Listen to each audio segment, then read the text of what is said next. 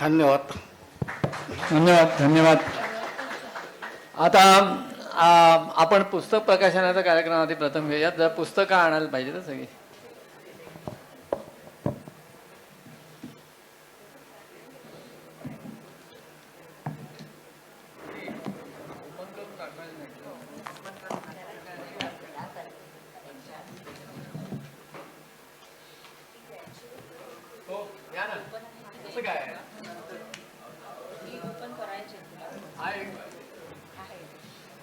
मला कंपनीचं आहे म्हणजे प्रत्येकाला वेगळं करायचं. प्रत्येकाने सगळ्यांचं प्रकाश.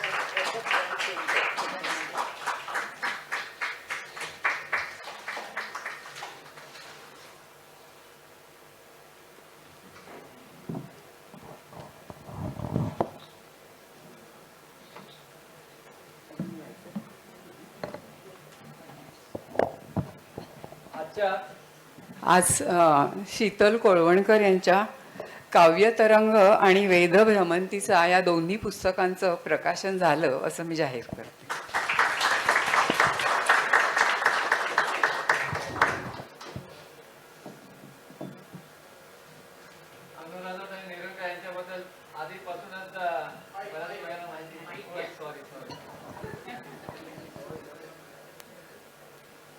हॅलो.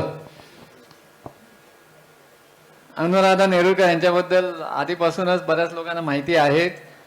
अनिश दातेंनी त्यांनी त्यांच्याबद्दल सांगितलं. फक्त मी थोडक्यात त्यांच्या लेखनाबद्दल नामांकित वृत्तपत्रामध्ये नियतकालिका, दिवाळी अंक, विशेष अंकांमध्ये कविता, कथा आणि ललित लेखन, प्रकाश साहित्यामध्ये एक आभाळ हा काव्यसंग्रह, आनंद निधान काव्यसंग्रह, दोन्ही काव्यसंग्रहाची द्वितीय आवृत्ती प्रकाशित झालेली आहे. हुंकारनाद कविता संग्रह, सरणारा सलाम ललित लेख संग्रह, डॉक्टर रघुनाथ माशेलकर चरित्र आणि बाल साहित्य, विवाह संस्था, संकल्पना आणि संक्रमण वैचारिक ललित, सुरुदा कोकण मराठी साहित्य परिषद निर्मिती प्रातिनिधिक काव्यसंग्रह, प्राप्त राज्यस्तरीय पुरस्कार एक आभाळ, याला यशवंतराव चव्हाण पुरस्कार, स्किप नको, अष्टगंध साहित्य पुरस्कार, महाराष्ट्र राज्य पत्रकार लेखक संघ साहित्य पुरस्कार, आनंद निधान संजीवनी खोजे स्मृती पुरस्कार,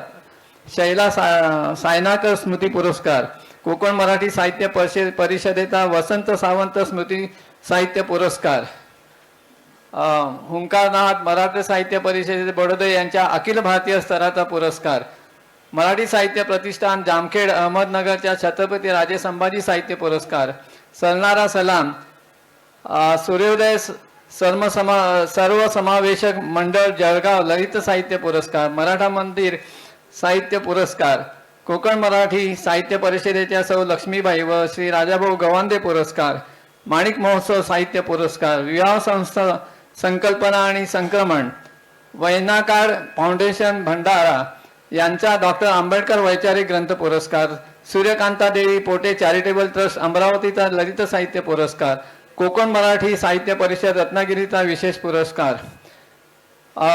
अन्य सहभाग मी थोडंसं अध्यक्ष महिला दिन संमेलन तळीगाव दिल्लीमध्ये नामांकित कवयित्र्यांसह कवी संमेलनामध्ये सहभाग, अखिल भारतीय कवयित्री संमेलन आहे, अखिल भारतीय साहित्य संमेलन आहे, परिषद संमेलन आहे, कोकण मराठी साहित्य परिषद महिला संमेलन आहे, मराठी कोकणी साहित्य संमेलन गोवा, शेकोटी साहित्य संमेलन गोवा, काव्यहोत्र गोवा, जागतिक मराठी अकादमी संमेलने महाराष्ट्र गोवा, आकाशवाणी वनिता मंडळ, साहित्य सौरभ इत्यादी कार्यक्रमात कथा, कविता, मुलाखत, ललितबंध याचे नियमित सादरीकरण विश्वस्त, ज्योती फाउंडेशन, सदस्य जागतिक मराठी अकादमी, पूर्वाध्यक्ष सल्लागार, कोकण मराठी साहित्य परिषद बोरिवली शाखा, अनेक साहित्य विषयक संस्थांशी संलग्न. आता अनिश दातेने जे सांगितलं ते पटलं. तर आता मी विनंती करेन की त्यांनी या कार्यक्रमाबद्दल आपलं मतप्रदर्शन व्यक्त करावं.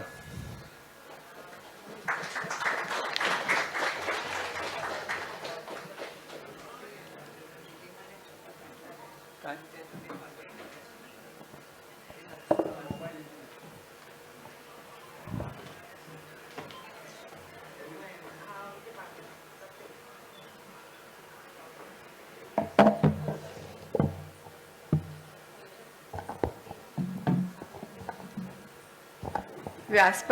व्यासपीठावर ते सगळे दिग्गज मान्यवर हा शब्द त्यांच्यासाठी योग्य आहे. प्रत्यक्ष लेखिका आणि समोर उपस्थित असलेले आपण सर्व श्रोते हो, सर्वांना नमस्कार. आज आपण शीतल कोळवणकर यांच्या 2 पुस्तकांच्या प्रकाशनासाठी जमलो आहोत आणि ते प्रकाशन माझ्या माहितीप्रमाणे त्यांच्या 75व्या वाढदिवसाच्या निमित्ताने झालेलं आहे. तेव्हा आपण सगळ्यांनी त्यांना शुभेच्छा देऊया. माझ्याही त्यांना खूप खूप शुभेच्छा. म्हणजे हा अगदी सोने पे सुहागा आहे. आणि या दोन्ही पुस्तकांसाठी पुन्हा त्यांचं मनापासून अभिनंदन. गंमत म्हणजे ह्या दोन्ही पुस्तकांच्या प्रकाशिका ह्या दोघीही माझ्या मैत्रिणी आहेत. निलिमा कुलकर्णी राजेंद्र प्रकाशन आणि लता गुठे भरारी प्रकाशन. लता गुठेबद्दल आता बोललं गेलं बरंच. म्हणजे खरोखरच तिची भरारी अगदी कौतुकास्पद आहे. एवढ्या कमी वेळात एवढी पुस्तकं आणि धडाडीची बाई आहे. म्हणजे मला तिचं नेहमी कौतुक वाटतं की मी नीला म्हणते लता तुझी धडाडी खरंच मला खूप कौतुकास्पद वाटते. मग आता भरारी प्रकाशनबद्दल बोललं गेलेलंच आहे. पण मला असं वाटतं की एक आता मगाशी अनिश दाते बोलले, आता मला ह्या सगळ्या मंडळींचं म्हणजे मला डॉक्टर मांडके आणि आपल्या रजनीताई वेडेणकर यांना आम्ही असे बघतच असतो टी व्हीवर किंवा नाटकातून. पण आज ही मंडळी मला भेटली आणि मंडळी किती मोठी आहेत आणि किती कामं करतायत हे मला आज कळलं. आणि मला असं वाटलं मी ह्यांच्यामध्ये किती छोटीशी आहे. म्हणजे 3-4 पुस्तकं काय आपली प्रकाशित झाली, कवयित्री, लेखिका वगैरे असं काहीतरी बिरुद मागे लागलं म्हणजे होत नाही. आणि मला असं वाटलं अरे मी दहिसरसारख्या ठिकाणी राहते जिथे तसं म्हणायला गेलं तर काहीच ॲक्टिव्हिटीज नाही आणि आपल्याला खूप काही करावं असं वाटतं पण करायला मिळत नाही. अशा वेळी वाटतं आपल्या खरंच आपण इथे जर राहिलो असतो काहीतरी आपल्याला करायला मिळालं असतं, कुठेतरी सहभाग घेता आला असता. एवढं अंतर पण खूप लांबचं आहे. त्यामुळे असं मला ते वाटून गेलं. फक्त अनिश दातेंचा आणि माझा संबंध म्हणजे माझ्या लेखानं ते चित्र काढतात आणि राजेंद्र प्रकाशनमुळे संबंध आहे. आणि आता राजेंद्र प्रकाशनचा उल्लेख झाला आणि आज निलिमा कुलकर्णी जी माझी खरं खूप खास मैत्रीण आहे ती परदेशात गेल्यामुळे हजर नाहीये. म्हणून मला असं वाटतं की ह्या प्रकाशनाविषयी पण थोडीशी माहिती मी राजेंद्र प्रकाशनांची निकटवर्ती या नात्याने सांगावी. मला वाटलं होतं की काहीतरी अनिश दाते बोलतील म्हणून थोडंसं. तर ह्या राजेंद्र प्रकाशनचं हे मला वाटतं 62वं पुस्तक आहे. संख्या कमी असेल पण राजेंद्र प्रकाशनची निर्मिती नेहमीच दर्जेदार असते आणि त्यातल्या काही गोष्टी सांगण्या तुम्ही ऐकण्यासारख्या आहेत. कारण एका मारवाडीची गोष्ट या पुस्तकाच्या 8 आवृत्त्या प्रकाशित झाल्या. वंशच्या 3 आवृत्त्या, कृष्णनीतीच्या 7 आवृत्त्या, छत्रपती शिवाजी आणि 21वे शतक याच्या 2 आवृत्त्या, एका स्टुडिओचे आत्मवृत्त याच्या 3 आवृत्त्या, एका पुनर्जन्माची कथा जी डॉक्टर मनोज भाटवडेकरांचं पुस्तक आहे, 5 आवृत्त्या प्रकाशित झालेल्या आहेत.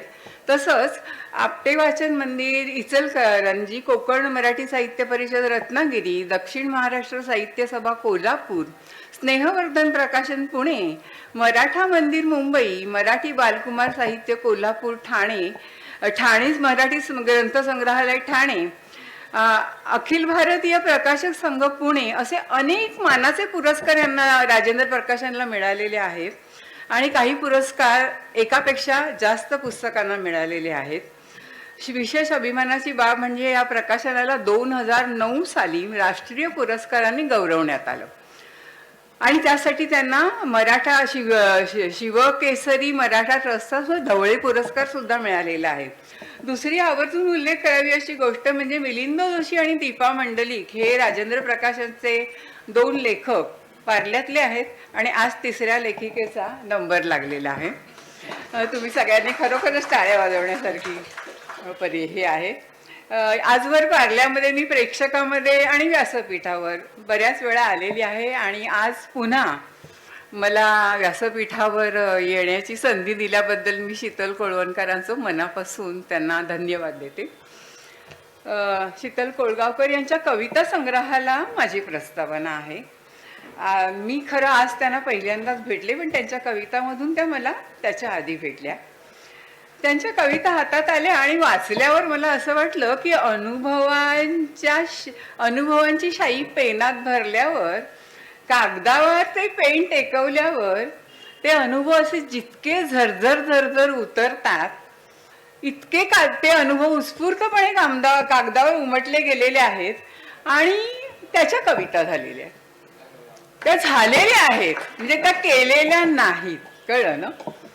म्हणजे पण आता हा अनुभव येताना मला असं वाटलं की डोळे असावेत, कान असावेत आणि ते अनुभवण्यासाठी संवेदनशील मन असावं इतकंच ते. आणि ह्या कवितांमध्ये, ह्या व्यक्त होण्यामध्ये त्याला आकृतीबंध असावा असा काहीही नियम नाही.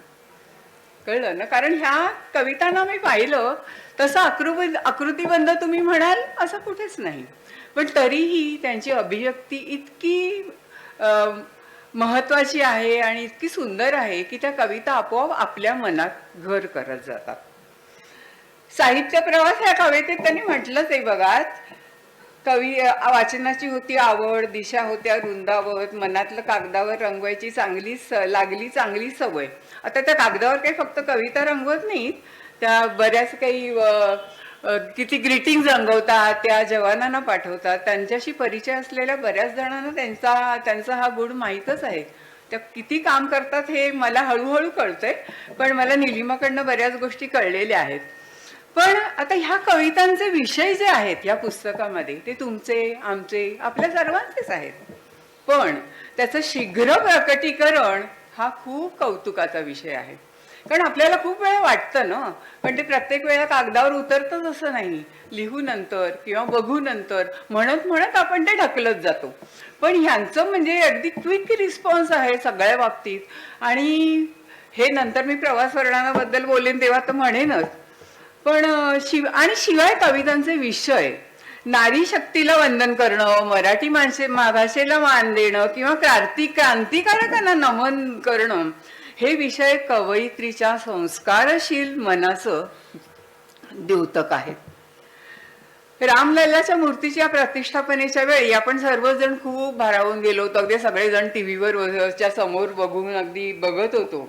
पण ती भावना वसंतागमनाच्या संदर्भामध्ये प्रभावीपणे शब्दात मांडण्याची कला फक्त कवयित्रीलाच अवगत झालेली आहे.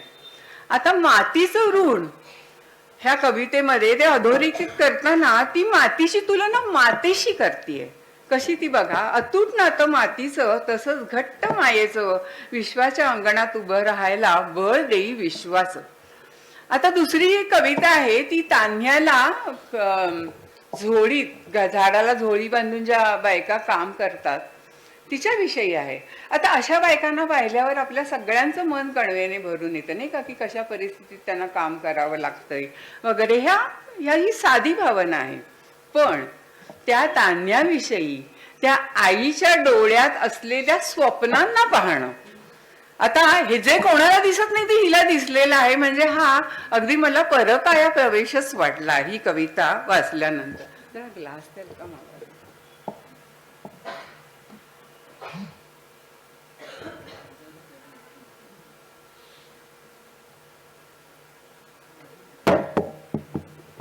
आणि वीर जवानाबद्दल आदर अभिमान वाटणं हे नुसतं कवितांमधून नाही तर प्रत्यक्ष कृतीतून त्या करून दाखवतात, हे सगळ्यांनाच परिचय आहे.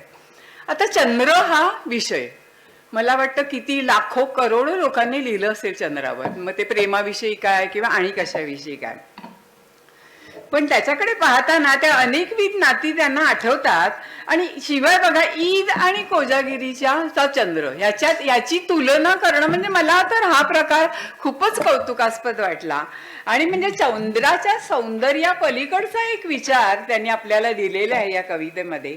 आणि ह्या चंद्राशी असलेल्या कितीतरी अनेक नात्यांना म्हणजे त्यांनी उजाळा दिलेला आहे. पण ईदचा चंद्र आणि आपला कोजागिरीचा चंद्र याची तुलना तर मला ही अगदी युनिक आयडिया वाटली त्यांची, म्हणजे कुठून त्यांच्या डोक्यात आलेलं असेल.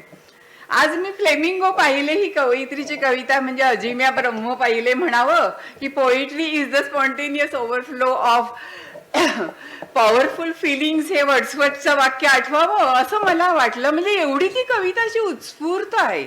आणि म्हणजे असं मला वाटलं की जशी मला सुचली तशी तिने लिहिली म्हणून ती इतकी उत्स्फूर्त वाचताना पण आपल्याला वाटते. म्हणजे हा अगदी अनुभव अतिशय जिवंत आहे आणि तो तितक्या जिवंतपणे त्यांनी तो शब्दामध्ये शब्दांकित केलेला आहे. आणि दुसरी गोष्ट की हा कवयित्रीचा सगळीकडचा म्हणजे सगळा सकारात्मक दृष्टिकोन मला सगळीकडे ह्या सगळ्या कवितांमध्ये दिसून आला. म्हणजे इतका जिवंत निसर्गाच्या रंगोत्सवाची मोहिनी तिला मोहवते. म्हणजे तिला काय मोहवत नाही हे मला खरंच कळत नाही. की एक मला एकदम मनातनं शब्द आला की हिला आनंद यात्री म्हणावं की कुठलाही क्षण आनंदाने जगण्याची जी त्यांची उर्मी आहे ती खरोखरच खूपच कौतुकास्पद आहे. बघ नव्याने जगून या कवितेतला सकारात्मकता तर इतर कुठल्याही खचलेल्या माणसाला ऊर्जा देऊन जाईल इतकी ती कविता छान आहे. शेतकऱ्याचं कष्टाचं आयुष्य असो की त्याला जे काही कष्ट करतो त्याच्या मानाने त्याला जे काही परतावा मिळत नाही याबद्दलचं दुःख असो, पण हे सगळं जावं हे सगळं त्याला मिळावं म्हणून ती ईश्वराकडे पण चाकडं घालते. आता कवयित्रीचा स्वभाव हा समरसून जगण्याचा आहे. आता मगाशी वेलणकर ताईंनी पण सांगितलं की खरोखरच म्हणजे सगळ्या बाबतीत त्यांना जगण्याची इतकी असोशी त्यांच्या कवितेमध्ये आहे की सगळ्या कवितांमध्ये ती दिसते. आणि त्यांच्या मला वाटतं आता आपण जे काही कार्य त्यांचं बघतोय त्याच्यामध्ये पण दिसते की इतकं असोशीने जगणं, इतकं आनंदाने जगणं, सगळ्या गोष्टीमधून आनंद म्हणजे खेचण्याचं किंवा आपल्याकडे घेण्याचा हा जो स्वभाव आहे तो अतिशय कौतुकास्पद आहे. म्हणजे आता त्याच्यामध्ये थोडं मिश्किल पण आहे. राजकारणात खुर्चीसाठी चाललेली धडपड त्या थोड्याशा उपहासाने सांगतात. कडूगोड आठवणीतून सहज प्रेमभावना व्यक्त करतानाही कवयित्रीची वृत्ती ही समर्पित आहे. मला वाटतं ही समर्पित वृत्ती ही फक्त आपल्या कुटुंबियांसाठी नाही, आपल्या पतीसाठी नाही, तर ती सगळ्या समाजाप्रती आहे. आणि आपल्या आत्मभानाबरोबर समाजभान जपणारी ही कवयित्री आहे. आणि मला वाटतं इथे बसलेली सगळी माणसं मला त्याच कॅटेगरीमधली दिसत आहेत की समाजभान जपणं आणि त्यासाठी वेगवेगळे काहीतरी उपक्रम राबवणं ही किती महत्वाची गोष्ट आहे. आणि ते हे सगळेजण करत आहेत. कवयित्रीचा हा गुण मला फार अधोरेखित करावासा वाटतो. त्यांना असं वाटतंय की आता आपण आयुष्य खूप जगलो, आता 75 वर्ष झाली म्हणजे आपण आताच उल्लेख केला त्याचा, आणि आता आपण उताराला लागलेलो आहोत. तेव्हा असं वाटतं की ह्या आपण जे काही समरसून भरभरून आयुष्य जगलो त्याच्यासाठी कृतज्ञता आणि ईश्वराकडे म्हणजे तरीही निवृत्ती पण त्यांच्या स्वभावात डोकवते की आता आपण निवृत्ती आनंदाने निवृत्ती पण आपण ही स्वीकारली पाहिजे. आणि ही वृत्ती त्यांच्या कवितांमधून आपल्याला दिसते.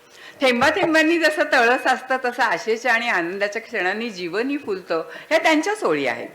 असं मैत्रिणींच्या साधी मैत्रिणींची भेट, मैत्रिणींचं गेट टुगेदर, पण त्याच्यातनं पण एवढा मोठा आनंद की हा आनंद छोट्या छोट्या गोष्टीतून मिळणारा आनंद हा गोळा करण्याची वृत्ती सगळ्यांचीच असते असं नाही.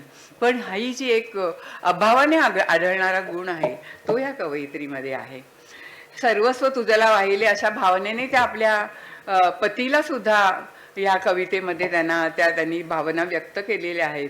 आनंदाचे डोही आनंद तरंग उठत असताना नातवांच्या विरहात ती व्याकुळ होते. म्हणजे एक आपली साधी गृहिणी, आपण सगळ्या जणी होतो नाही का, म्हणजे नातवंड म्हणजे खूपच हळवा कोपरा असतो, पण तिथेही सगळ्या कुठल्या गोष्टीत त्यांनी विषयावर लिहिलेलं नाही असं नाही.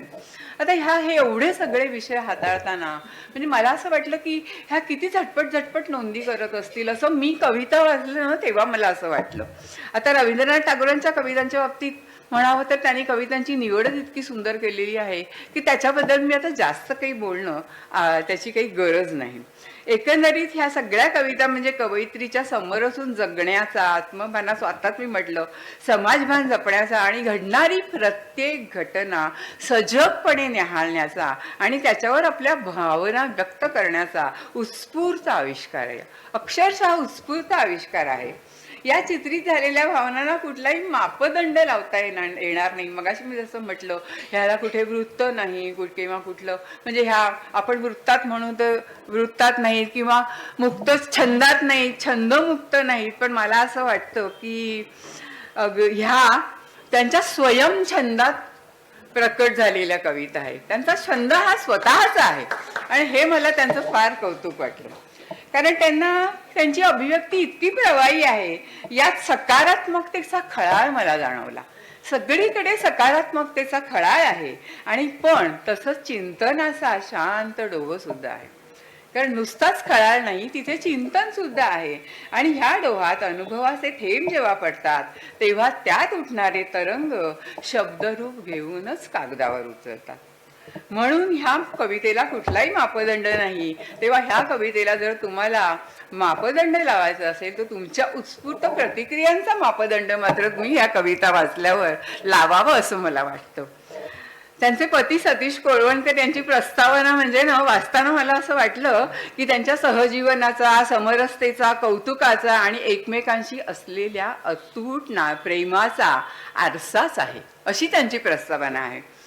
आता म्हणजे आधीच उल्लेख झालाय, रजनीताईंनी केलाय की एक समर्थ साथ असल्याशिवाय कुठल्याही व्यक्तीला, स्त्री असो वा पुरुष, पुढे जाता येत नाही. तितकं उत्स्फूर्तपणे व्यक्त होता येत नाही. अनेक आघाड्यावर आपल्याला काम करता येत नाही आणि जे करता येत नाही, करायला हवं तेच या दोघांमध्ये असणारा अतूट धागा जो त्याच्यामुळे हे सगळं काही त्यांना साध्य झालेलं आहे की आज ते एवढ्या आघाड्यांवर कामं करतायत आणि दोघं जण एकत्र कामं करतायत. हे खरोखरच कौतुकास्पद आहे. आणि त्यांच्या प्रस्तावनेमध्ये हा सगळा प्रतिसाद सगळा उमटलेला मला दिसतो. कारण ही नुसती कवितेची ऊर्जा असणं खूप मोलाची गोष्ट असली तरी कवितेच्या ओळींपेक्षा त्या कवितेच्या ओळींमधून पण खूप बोलतात. आणि या सगळ्या कवितांच्या मागे आंतरिक भावना आहे आणि म्हणूनच या कवयित्रीला कविता जगता येते असं मला म्हणावं वाटतं.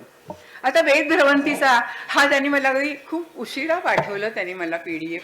मी फक्त थोडी नजरे घालून घातली पण त्यात मला एक सारांश म्हणजे त्यात मला महत्वाचं वाटलं तर त्यांचं डिटेलिंग. तुम्ही रेग्युलर डायरी मेंटेन करता? हा, पण म्हणजे एक डिटेलिंग ते कागदावर असेल किंवा ते इथे असेल. जे आम्ही पण जातो प्रवासाला, बघतो सगळं, आपण नंतर लिहू असं म्हणतो. डोक्यात नोंदी होतात पण त्या कागदावर होतात असं नाही. आणि नंतर हळूहळू त्या कालांतराने विसरून पण जायला होतो. पण प्रत्येक गोष्ट म्हणजे किती वाजता निघालो, कुठे स्टेशनवर किती वाजता पोचलो, कसे पोचलो, आपण त्या कुठल्या ज्या ठिकाणावर गेलो ते का गेलो, त्या स्थानाचं महत्व काय आहे, तिथे जे काही त्यांनी पाहिलं त्याचं महत्व काय आहे. बरं, ह्या कवयित्रीला लेखिकेला म्हणायला पाहिजे आता ह्याच्यासाठी की सगळ्याचाच त्याला आनंद, सगळ्याचीच आवड आहे. फळांची, फुलांची, पक्ष्यांची, प्राण्यांची, सगळ्यांचीच आवड आहे. आणि त्या सगळ्या फळं, फुलं, पक्षी, प्राणी यांचं वैशिष्ट्य काय हे जाणून घेण्याची पण तिला खूप म्हणजे ती ऊर्जा आहे आणि ती आवड आहे. आणि हे सगळं त्या भ्रमंतीच्या पुस्तकामध्ये तिने लिहिलेलं आहे. आणि म्हणूनच मला असं वाटतं की आणि बरं ते नुसतं ते नाही तर आम्ही कुठल्या हॉटेलात उतरलो, कुठे जेवलो, पण हे काय तुम्हाला असं वाटेल हे कशाला सांगायला पाहिजे. पण नाही, कुठलं हॉटेल उत्तम आहे, कुठलं साधारण आहे, कुठलं म्हणजे जेवण्यासाठी चांगलं आहे. म्हणजे मला असं वाटतं की हे प्रवास वर्णन वाचल्यानंतर जर तुम्हाला प्रवासाला जायचं असेल तर तुम्हाला खरोखरच अगदी म्हणजे मार्गदर्शक हे जे पुस्तक आहे ते उत्तम मार्गदर्शक आहे खरंच. म्हणजे त्याच्यात जी काही माहिती आहे ना ती माहितीपासून तुम्ही तुमची ट्रिप छानपैकी प्लॅन करू शकता. त्यामुळे हे मला खूप कौतुकास्पद वाटलं. आणि खरोखर म्हणजे ह्या सगळ्या ज्या त्यांच्याकडे ही स्वभाव वैशिष्ट्य आहेत ही फार म्हणजे फार विरळा सापडणारी आहेत. एकत्र सापडणं ही फार विरळा गोष्ट आहे. म्हणून मी त्यांचं खूप कौतुक करते ह्या बाबतीत. अगदी सर्वांनी वाचावं असं हे प्रवास वर्णन आहे आणि त्यामुळे त्यांच्या लेखन कौशल्याला मी खूप शुभेच्छा देते आणि दोन्ही पुस्तकांसाठी त्यांचं पुन्हा एकदा अभिनंदन करते आणि त्यांच्या भविष्यातील लेखनासाठी आणि त्यांचं हे बहुआयामी व्यक्तिमत्व आहे ते आणि प्रभावीपणे उलगडण्यासाठी अधिक बहरण्यासाठी मी त्यांना खूप शुभेच्छा देते. त्यांनी आत्तापर्यंत जे काम केलेलं आहे त्याप्रमाणे याच्या पुढेही अतिशय सक्रिय राहून त्यांनी उत्तम काम करावं आणि उत्तम लेखन करावं अशा त्यांना शुभेच्छा देते. पुन्हा एकदा त्यांचं 75 निमित्त आणि दोन्ही पुस्तकांच्या प्रकाशनानिमित्त अभिनंदन करून थांबते. धन्यवाद.